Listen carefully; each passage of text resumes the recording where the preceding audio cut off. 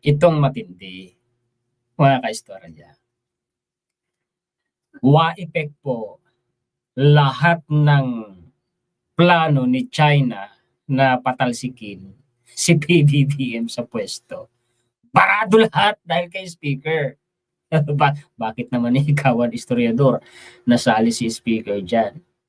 Abay, kumbaga mga kaistorya, si speaker po ngayon ang tumatayong kalasag ni PBBM laban po sa mga buktot na plano ni China at ng mga pro-China na patalsikin si PBBM at mag-upo ng isang leader na kaya nilang maimpluwensyahan. Nakikita niyo naman ngayon. Binaling nila ang atensyon nila kay speaker. Si speaker naman ngayon ang dinidikdik po nila. Kasi ito mukhang hindi nagtagumpay yung plan A, yung plan B. So may plan C, may plan D. Ang problema ito, full force na po sila.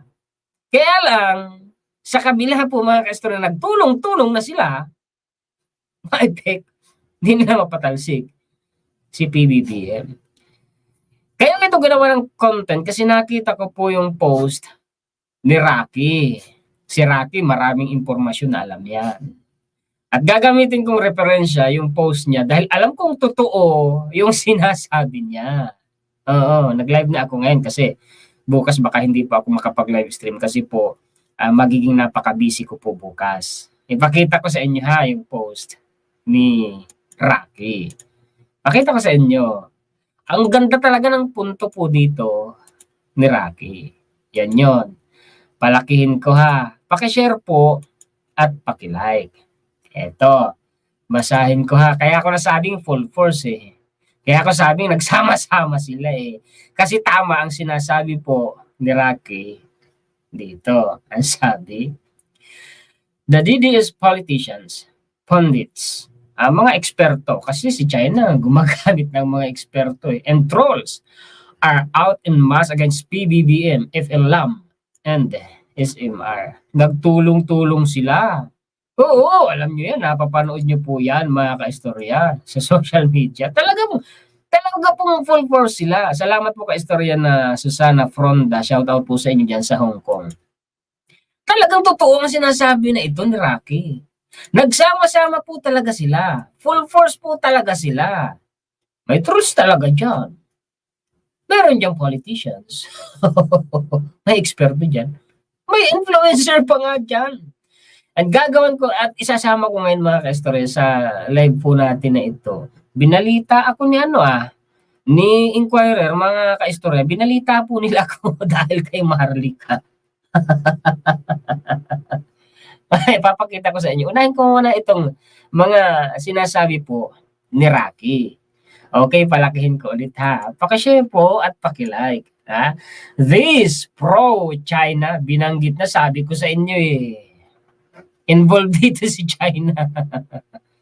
Anti-Philippines political destabilizers have been trying to undermine and ultimately impeach President Bongbong Marcos Jr. Wala namang junior, pero Marcos. And of course, understood then since day one. Totoo naman yun. Totoo yun. These interlopers have used lies. Gumamit umano ng kasinungalingan itong mga interlopers na yun. Ano ba sa Tagalog interlopers? Mga sausawero, mga mema, mga pakialamero. Yun po yun. These interlopers, correct me if I'm wrong sa pagkaka-translate ko po These interlopers have used lies about governance, appointments, and policies, as well as non-existent scandals to violate the constitutional mandate granted by the Filipinos to the President. Anong ibig sabihin nito? Ito umanong mga sausawera, nakikimema, mga marites at maritos. Gumagamit umano, nagpapakalat umano ng mga kasinungalingan tungkol sa gobyerno, tungkol sa mga appointments sa mga pulisiya ni PBBM at gumagamit din umano sila ng walang katotohanang mga iskandal.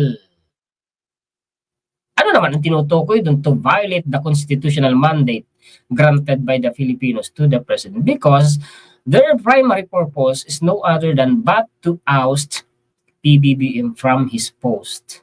Yun po yun. Gusto nilang patalsikin si PBBM. Yun yung mandato ng mga Pinoy na iniupo natin si PBBM. Ano yun? Sa pamamagitan po ng pagboto. Si PBBM yung binoto na 31 million Filipinos Kaya nga siyang presidente ngayon. They slandered, ano ba yung slander?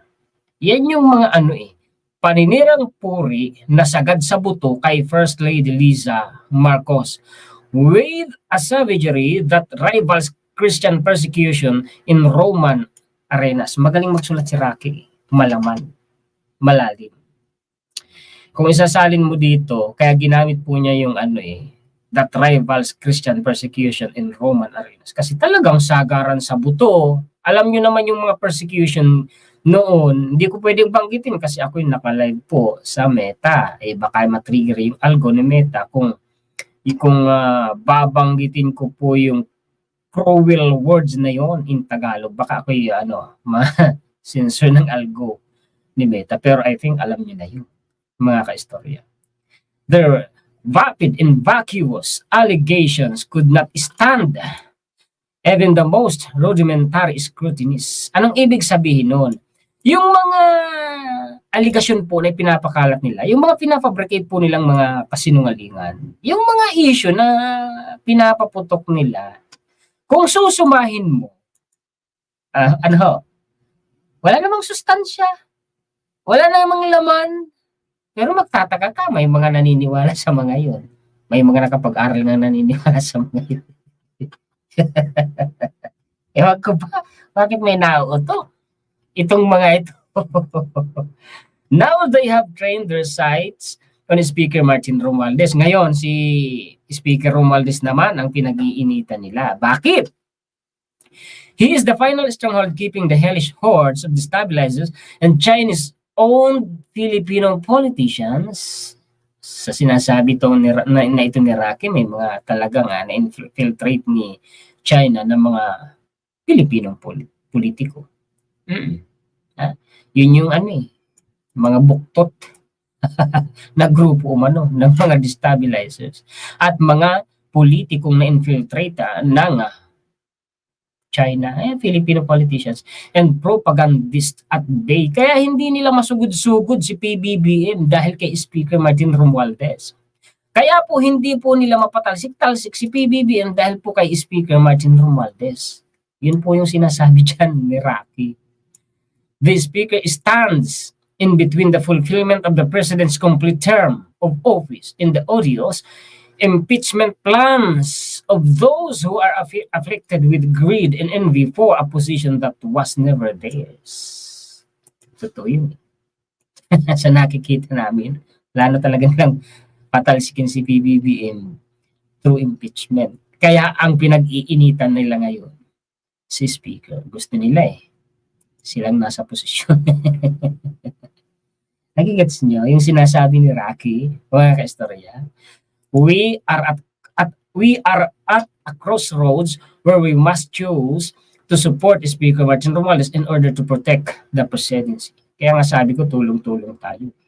Kaya nga ako nananawagan mga kaistorya, na please, lahat po ng mga nakikita ninyong pro-government vloggers, suportahan nyo na po. Suportahan nyo na. I-follow and subscribe nyo na po. Hindi lang po kapwa natin Pinoy na mga modern makapili ang kalaban natin ngayon, kundi involved po si China.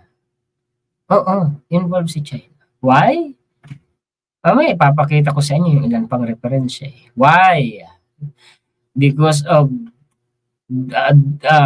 the tawag dito, yung territorial dispute po natin dyan sa West Philippines. Binanggit ko kanina sa live stream ko. At maraming beses ko na rin pong diniscuss. Ilang content na ba, topic ang tinakil ko mga ka-story. Alam nyo na ang sinasabi ko.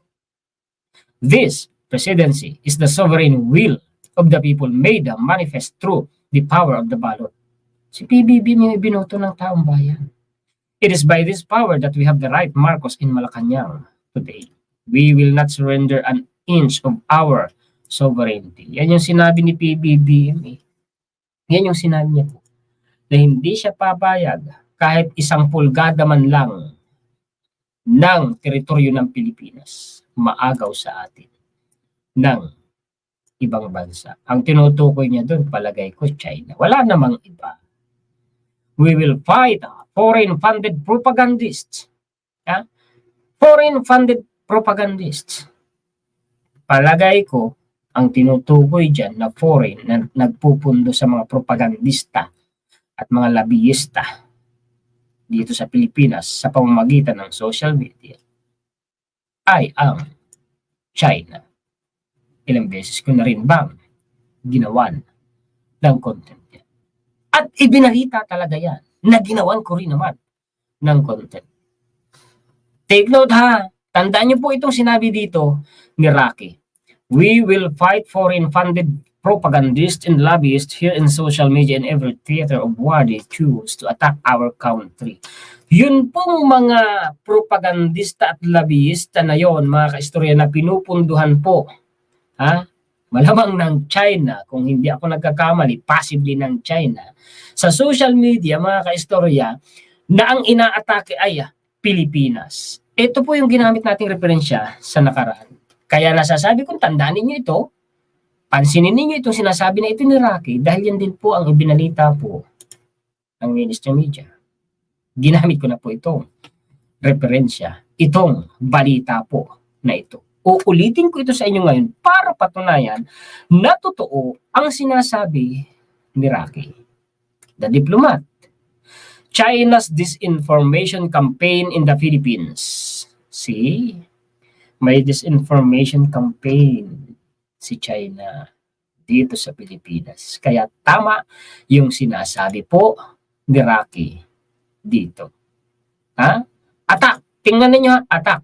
Bakit? Kasi ang sabi mismo dito, mga kaistorya, the Philippines has been the perfect target for Chinese political interference. Tama si Rocky. Tayo talaga yung inaatake ni China dahil sabi dito ni the diplomat, tayo umano yung perfect target ni China for political interference. But it won't be Beijing's last victim. Ano? Sa pamamagitan ng sa papaanong paraan nakikialam sa politika dito sa Pilipinas si China? Sa pamamagitan ng disinformation campaign. Tama, no? Yung sinasabi ni Rocky. Kaya nga sabi ko sa inyo, si Rocky marami na informasyon. Oo! Hindi lang yun basta nagre-research. Talagang may mga sources po yan. Kaya ginamit kong referensya. Dahil nakita ko, tama, totoo, yung sinasabi po niya sa sinabi niya sa kanyang posts. Nagigets nyo na. Nagigets nyo na. Mga kaistorya, paki-share, paki-like, napaka-importante ng tinatalakay natin ngayon. Importanteng malaman ito ng atin pong mga kababayan. Tuloy sa ibaba. Basahin natin. In US, China relations coordinated inauthentic behavior is no longer just a polite description for bilateral summits, but the latest tactic in the ongoing competition for power and influence in the Indo-Pacific. Hindi lang Indo-Pacific yan. Tama yung termino na ginamit ni Tito Dante. Nakikipagkompetensya talaga si China sa Amerika. At ilang beses ko na rin po yung sinabi. Yan yung tinatawag na global dominance. Hindi lang yan sa Indo-Pacific region. Lumalabas nga po sila sa West Pacific. Nakarating na nga po sila hanggang sa Red Sea sa Africa. May military facility nga doon, military base na funded by China. On September 22, Facebook announced that it had dismantled the Chinese disinformation campaign that used false accounts and profiles to dupe unwitting individuals into consuming Chinese disinformation, dubbed Operation Naval Gazing by the social media analysis firm Graphica. The network consisted of 155 accounts, 11 pages, 9 groups, and 6 Instagram accounts, and attract an audience of at least 130,000 followers. The network, eto na ha, the network particularly targeted the Philippines. Sinong tumatarget sa atin? Sinong umaatake sa atin sa pamamagitan ng disinformation sa social media? Talamak yan, alam niyo yan, si China. May binanggit pa na pro-China bloggers. where it actively interfered in Philippine politics. Sabi ko na mga kaistorya totoong nakikialam sa sistemang politika si China dito po sa Pilipinas. Sabi ko na si The Diplomat ang may sabi tama o mali yung sinasabi po ni Rocky. Kayo ang magsabi mga kaistorya. Binabasa ko naman sa inyo Binabasa ko po sa inyo mga kaistorya. See? Tama. Tama. Yung sinasabi po ni Rocky dito sa last sentence ng last paragraph ng kanyang post. Di ba? Di ba nalilinawan nyo na? Ganyan tayo mag-discuss, hinihimay natin isa-isa para maintindihan ng taong bayan. Para kahit po yung mga bata sa elementary, pag nanood sa atin, kaya hanggat maaari, Tagalog na Tagalog, para naiintindihan po nila. See? Paki-share, paki-like po, mga kaistorya po natin sa buong mundo. Tuloy. The network particularly targeted the Philippines, where it actively interfered in Philippine politics and generated millions of digital interactions by promoting politicians favorable to China. Pinopromote daw po pala ni China yung mga politicians na pumapabor sa kanila. Saan pinopromote? Sa social media. Si The Diplomat ang may sabi, nagpapaliwanag lang po ako. This marks the second time that Facebook has removed disinformation networks emanating from China and heralds a new age of information warfare in the Indo-Pacific, where the United States and allies tayo ni United States like the Philippines, are uniquely vulnerable to attack. See? Yung word na emanating, galing talaga sa China. Yung disinformation na ang ina-atake ay Pilipinas, yung sabi ni The Diplomat, ulit. Diba? Mga kaistorya, tuloy. China's embrace of foreign influence operations marks an important evolution in its cyber statecraft, while Beijing has long embraced cyber espionage. Cyber espionage sa internet. Kasali dyan siyempre social media, in particular as a central facet of its national security. It has historically struggled with information warfare. Yet, a reassessment appears to be underway in Beijing after witnessing Russia's successful use of information operations. So, ginaya pala ni China sa Russia. Parehong parehong communism ideology. Pareho, no? Communism inspired by communism ideology.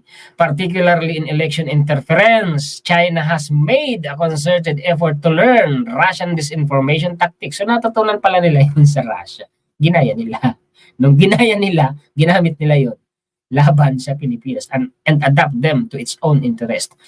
During the 2020 Taiwan presidential election, China conducted a dedicated but ultimately unsuccessful campaign to use this information to sway, pati sa Taiwan, no?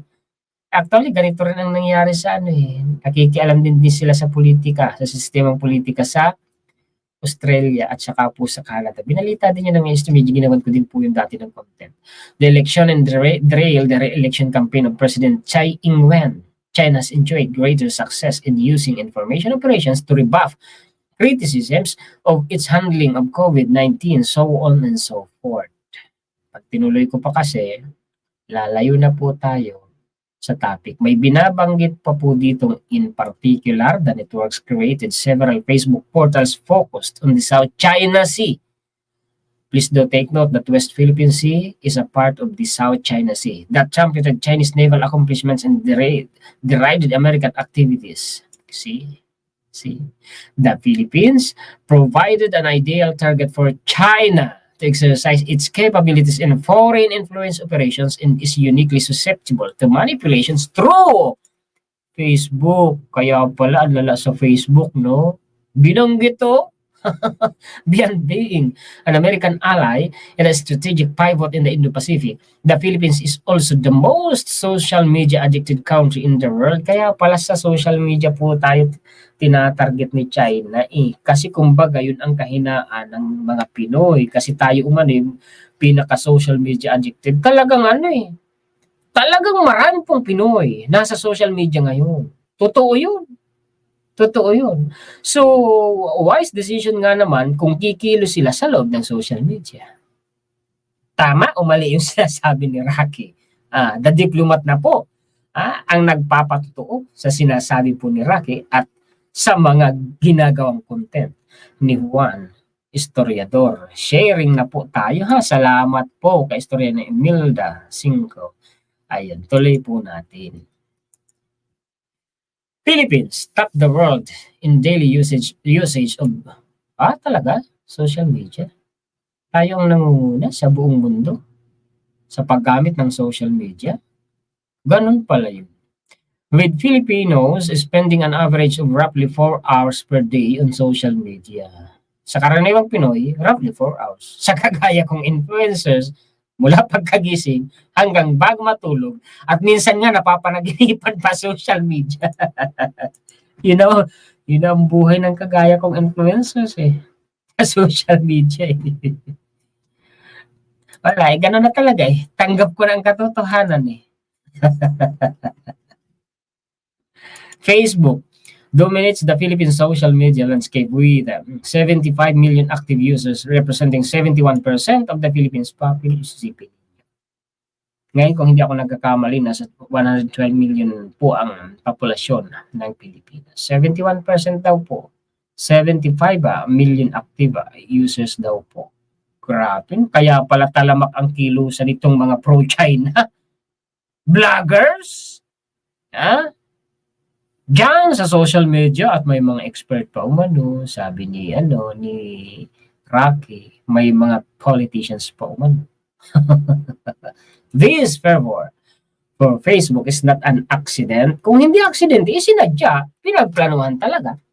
But an acute reflection of the informational and digital realities in the Philippines, in a country plagued by poor digital infrastructure. Pasensya, medyo may mali ako sa aking pronunciation kasi ang dila ko talaga ay Pilipit. Kahit anong gawin ko, may mga words talaga na mobile devices have become the primary means through which Filipinos access the internet. However, mobile data plans remain expensive. To circumvent this obstacle to entry in 2013, Facebook partnered with, may mga sila pro. Facebook's dominance as an information source has already made this information a common feature of the Philippine politics. Totoo ito.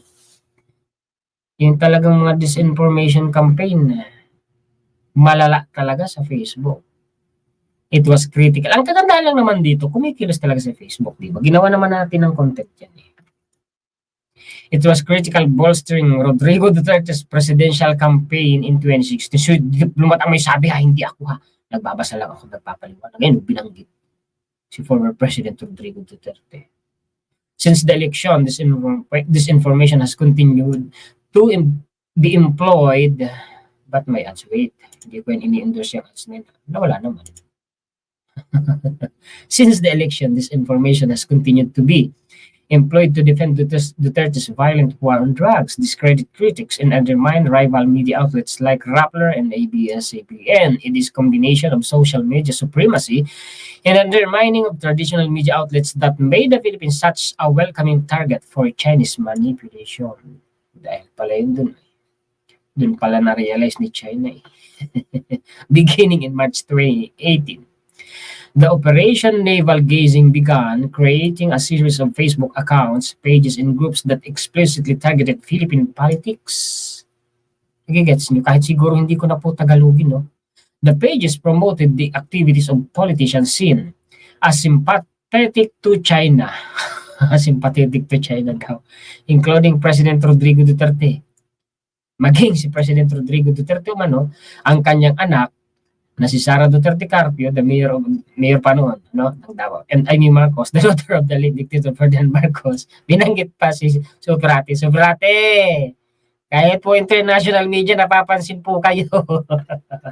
Who was elected to the Philippine Senate in 2019 while navel-gazing other influence operations fizzled, its interference in the Philippines flourished. One Facebook group backing Amy Marcos attracted over 50,000 followers, and despite being active since January 2019, a group named Solid Sara Z Duterte 2022, referring to her potential presidential bid, made 115,000 posts. Dami naman. Post ha. Post. Hindi account ha. Hindi page ha. Hindi group ha.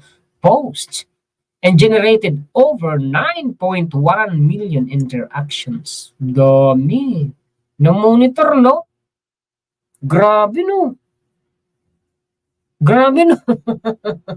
Operation Naval Gazing explicit and unequivocal interference raises difficult questions in Manila about the outsized role that social media plays in public life and the nation's subsequent susceptibility to disinformation. In particular, it will be fascinating to see whether President Duterte's vocal disdain for foreign meddling extends to his allies, or whether his ire is solely reserved for foreign critics, yet it is so on and so forth.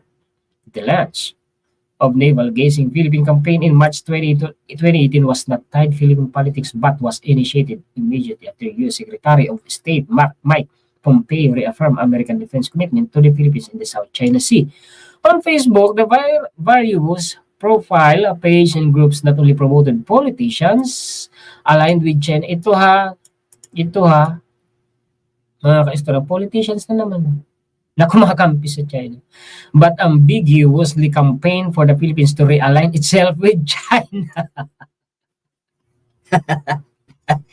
Ay, nako. Ayun na nga ba sinasabi ko.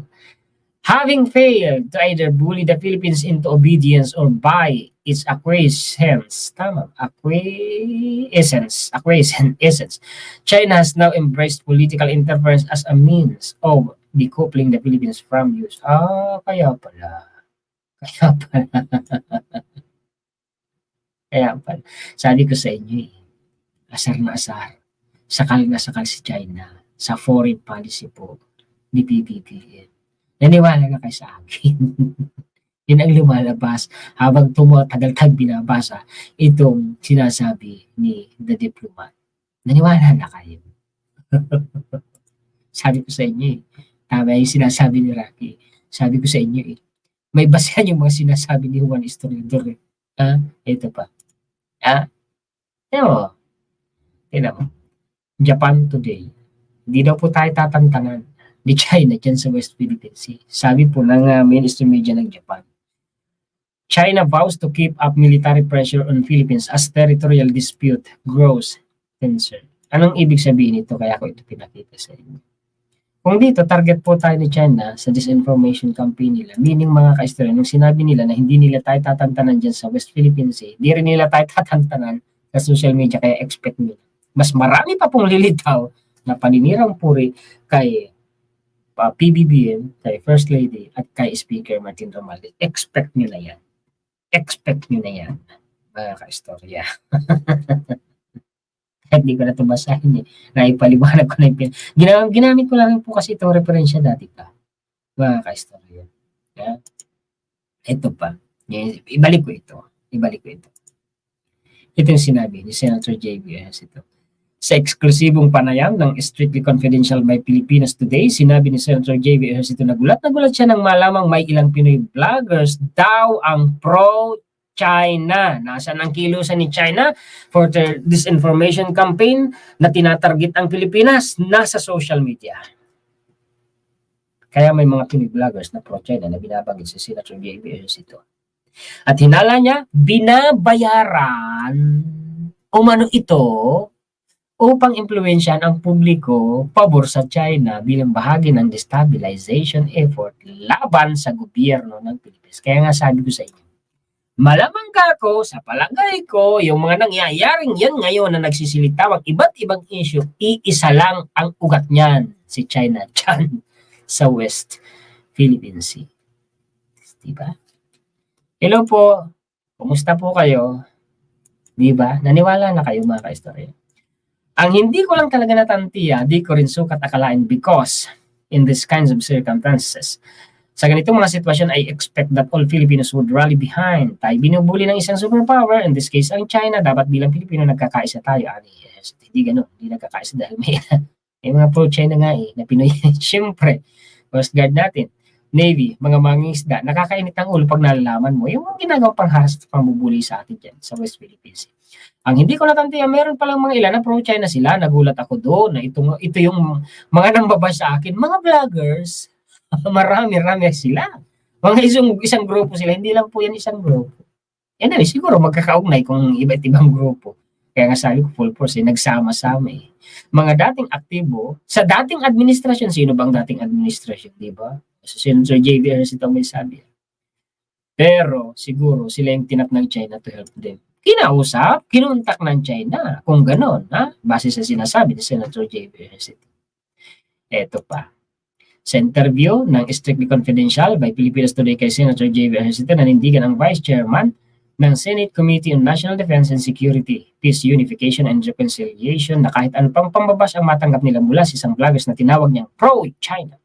Patuloy siya makikipaglaban para sa Pilipinas, lalo na ngayong tumitindi ang mga insidente sa pagitan ng mga barko ng China at Pilipinas sa West Philippine Sea.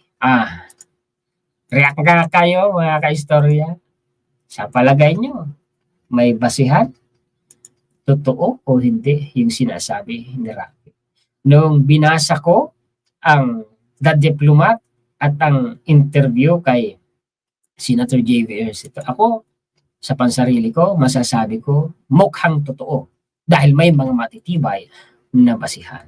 Ano ho, mga kaistorya? Kaya ko nasasabi na Waepek, yung lahat ng plano ni China, barado lahat. Ano yung plano na yun? Patalsikin si Pbbm. Bakit barado? Bakit Waepek? Dahil kay Speaker. Nakita nila si Speaker malaking hadlang para patalsikin nila si Pbbm. Kaya ang target nila ngayon, si Speaker Martin Romualdez. Kaya wag na kayong magtaka kung iba't ibang issue na naman ang pinalilitaw nila para siraan si Speaker Martin Romualdez. Gets niyo na? Mga kaistorya. Exactly, naghihirap. Bagsak na naman nga po yung pinakamalaking banking system group sa kanila yung Zhongxi sa China. Eto na, yung sabi ko sa inyo, binalita ako ni Inquirer dahil po kay Maharlika. Basahin ko sa inyo Pakishare po at pakilike. Maharlika, political influencer or political turncoat? Ano ba ang influencer? Alam nyo na. Ang turncoat. Ano ba yung turncoat? Sa Tagalog, dalawang mukha, baliktaran, balimbing. Teka lang, kunin muna natin ang definisyon ng turncoat. Sabi dito mga kaistorya, sa OTDC, Tagalog.com ito Ang sabi dito, balimbing. Definition of Tagalog word, balimbing. Yung turncoat.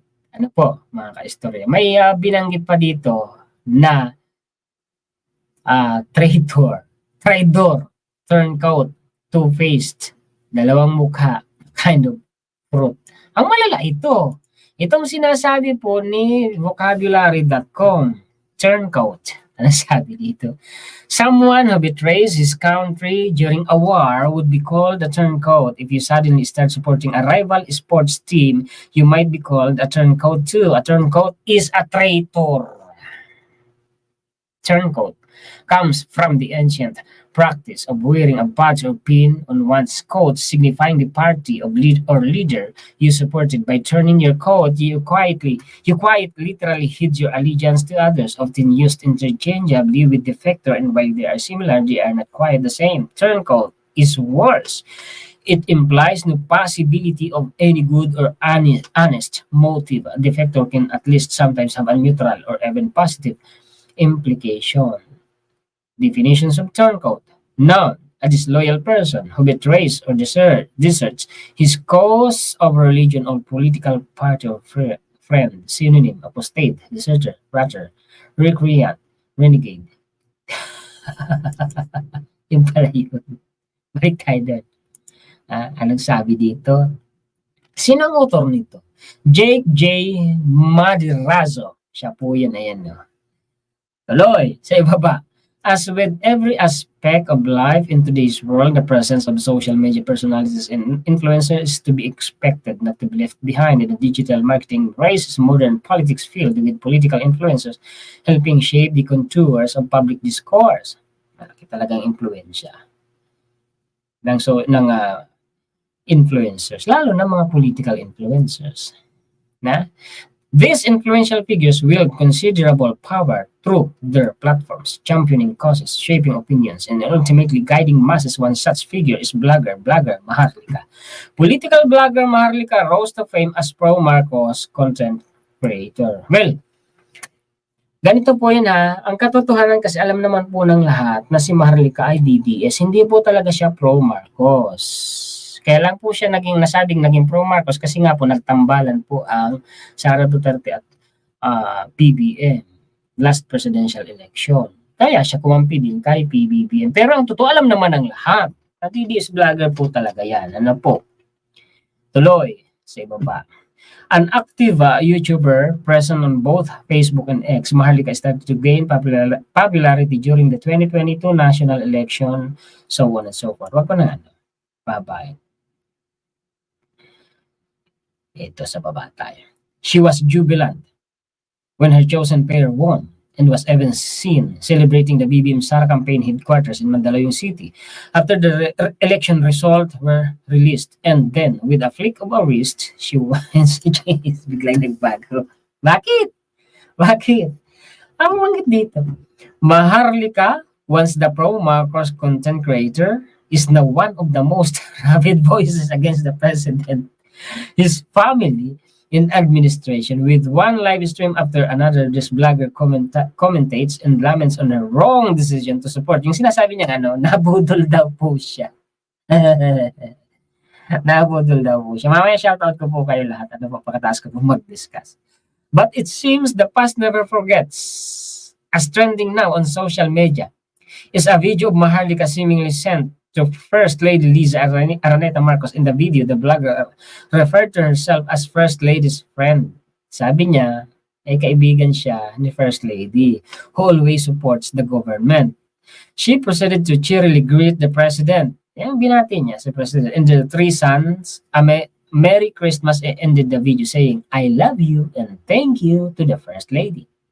Netizens were quick to note the stark contrast of her demeanor in that video to her often angry and angsty stance nowadays. Napansin niyo di?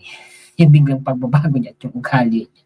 Napansin yun ng mga netizens sa social media. In various social media posts about Maharlika past, the video online users swiftly commented on her sharp shift from a fervent advocate to for the president to now being one of his loudest detractors.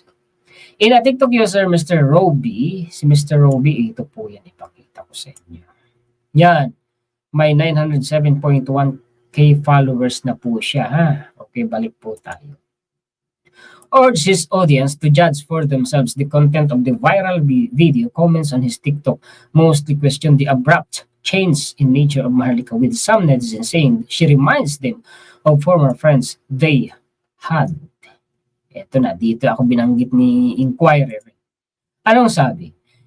In a YouTube short, blogger Juan Historiador played the viral video first and then, to show how the tides have changed, played a clip of Maharlika's more recent video rants against the first family. Alin ba yun? Ayan, pinakita nga nila yung mukha ko diyan. Ayan. Ito po yung short na yun. Ayan na. Yan po yun. Tuloy. Baba tayo. Natapos ko ba yung ano? Ayan. Tapos. Dito sa baba.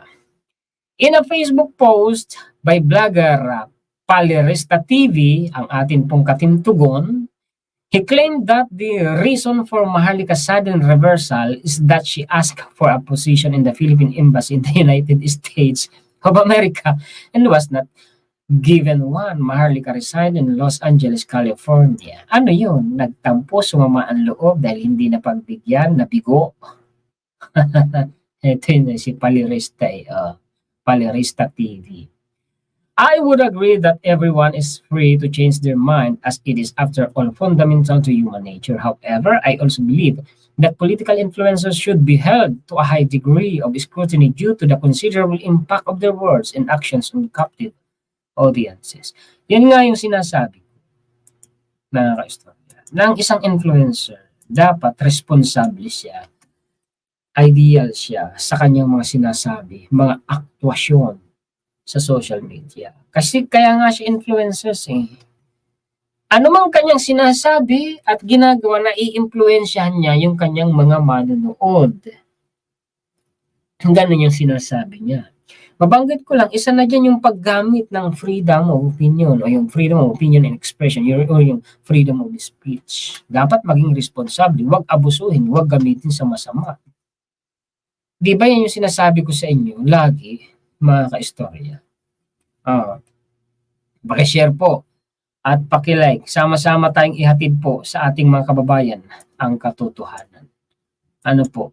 Huwag tayong pabubudol sa mga nagkukunwaring nabudol. Huwag tayong pabubudol sa mga kasinungalingan po nila ha, mga kaistorya.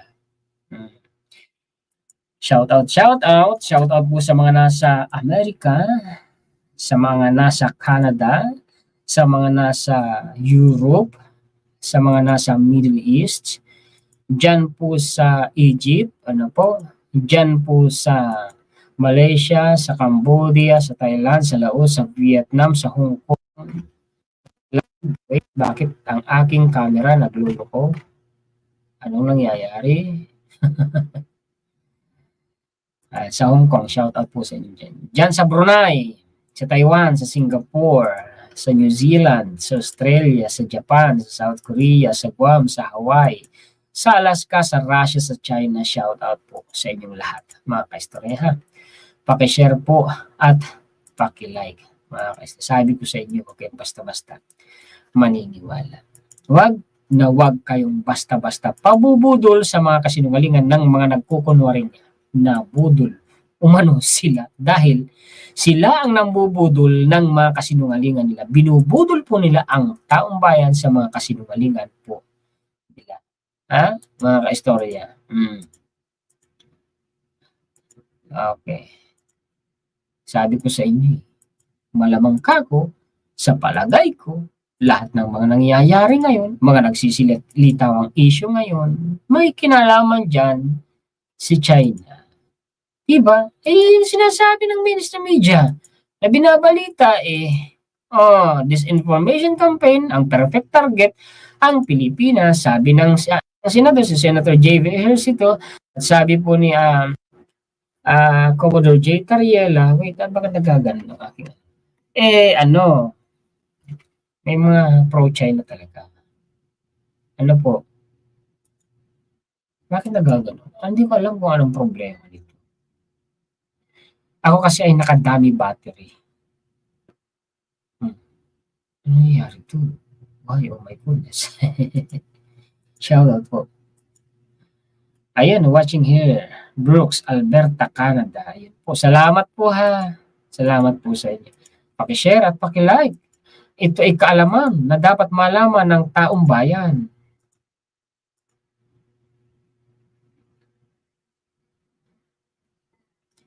Okay. Wala. Barado talaga si China. Asar talo na talaga sila. Talaga nasasakal na sila sa foreign policy po ni PBB. At barado pa sila. Dahil kay Speaker Martin Romualdez. Kaya ngayon, ang pinag-iinitan si Speaker, no? Kitang-kita nyo naman sa social media. Palabasin. Tingnan mo yung mga video na yan. Yung sinasabi ni Rocky, wait, ipakita ko, hanapin ko na. Yung mga iskandal umano na wala namang katotohanan. Asa na ba yun? Binanggit niya, allegations, the vapid and vacuous allegations could not stand even the most rudimentary of scrutinies. Yan po yun eh. These interlopers have used lies about governance, appointments, and policies as well as non-existent scandals. Ay, yung pulburon video, wala naman, non-existent, hindi totoo. Walang totoong ganon.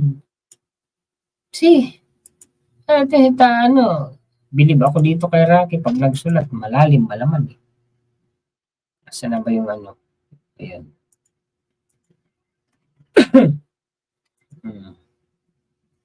Sabihin mo yan sa mga mainstream media na nagbalita, huwag sa akin. Sabihin mo sa kanila.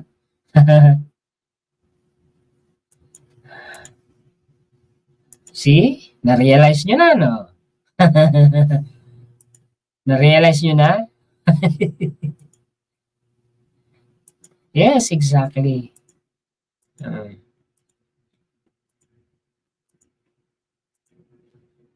Nangyayari sa ano. Huwag naman sana biglang masira yung camera. Huwag naman sana. Sana yung mga peripherals lang niya. Kanina napansin ko nagaganyan din siya eh.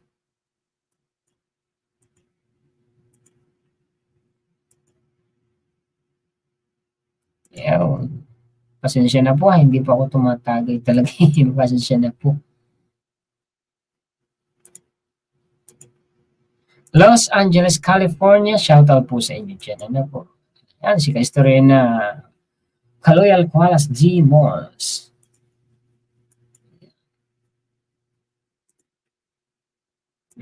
Hello po. Ayan. Oh, see? Diyan, shoutout po dyan sa Italy. Ano po? Ay, salamat po. Salamat po. Bumalik din, no? Okay. Yes.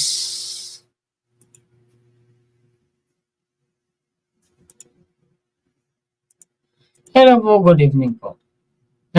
Sinasabotaya ko. Yan, shoutout po dyan sa Israel. Ayan. Hindi ko alam bakit nagaganyan-ganyan yung camera. O baka naman doon sa ano, HDMI ko sa ano ko. Video card ko. Wait.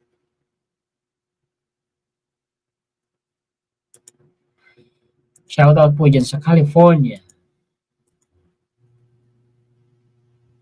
Pages required.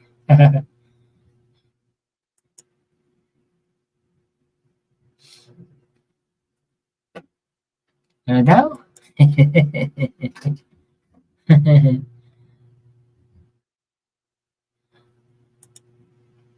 Yan, shoutout po sa Toronto, Canada. Sa Paris, France. Shoutout po sa inyo dyan. Yes po, nakalive po ako. It's okay. Diyan sa Texas, USA. Shoutout po sa inyo dyan ha. Walang anuman po. Kapatid na J.E. Shoutout sa aking anak, Gwyneth Villa Gomez. Birthday niya bukas. O yun! Kapatid po na Gwyneth Villa Gomez. Shoutout po sa inyo.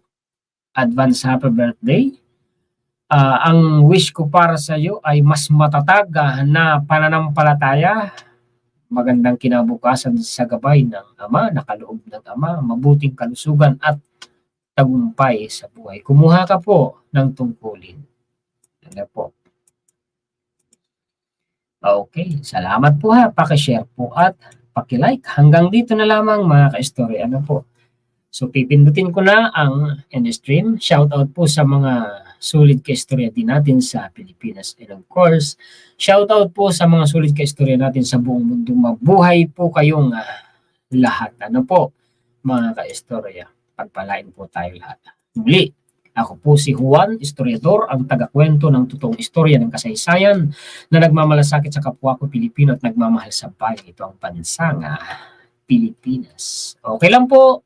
Pwede nyo naman pong i-replay. Ano po. Salamat po. Okay.